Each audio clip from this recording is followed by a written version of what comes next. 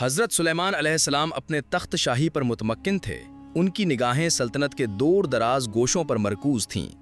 جنات جو ان کے تابع تھے تعمیراتی کاموں میں مصروف تھے۔ ان کی ضربوں کی گونج فضا میں ارتعاش پیدا کر رہی تھی۔ پرندوں کے غول آسمان پر رقص کنا تھے۔ ان کی چہچہاٹ ایک سما باندھ رہی تھی۔ انسان حضرت سلیمان کے وفادار سلطنت کی نظم و نسق کو سنبھالے ہوئے تھے۔ عدل و انصاف کا دور دورہ تھا اور رعایا خوشحان تھی۔ ایک دن دربار حسب معمول سجا تھا، لیکن ہدہد حضرت سلیمان علیہ السلام کا معتمد قاصد غائب تھا۔ حضرت سلیمان علیہ السلام نے طلب فرمایا۔ کچھ دیر بعد ہدہد حاضر ہوا۔ اس کی آنکھوں میں ایک انوکھی چمک تھی۔ اے ہدہد، کہاں غائب تھا؟ حضرت سلیمان علیہ السلام نے پوچھا۔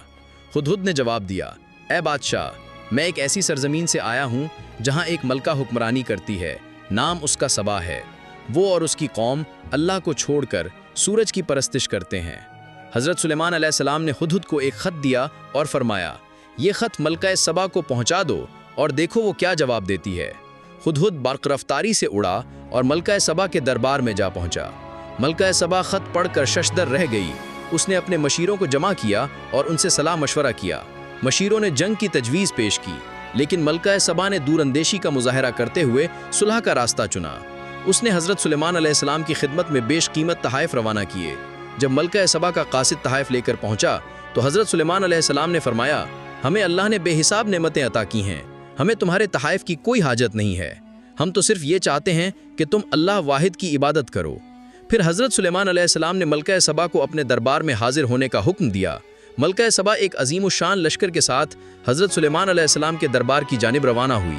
جب ملکہ سبا دربار میں پہنچی تو اس نے اپنا تخت پہلے سے موجود پایا۔ یہ دیکھ کر وہ حیرت زدہ رہ گئی اور بے ساختہ پکار اٹھی، یقیناً یہ سب اللہ کی قدرت کا کرشمہ ہے۔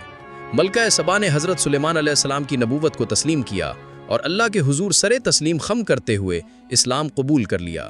اس واقعے سے ہمیں یہ درس ملتا ہے کہ حقیقی طاقت اور بادشاہی اللہ کے حکم کے آگے سر جھکانے میں ہے۔ جو کوئی اللہ کے راستے پر گامزن ہوتا ہے وہ دنیا اور آخرت میں فلاح پاتا ہے۔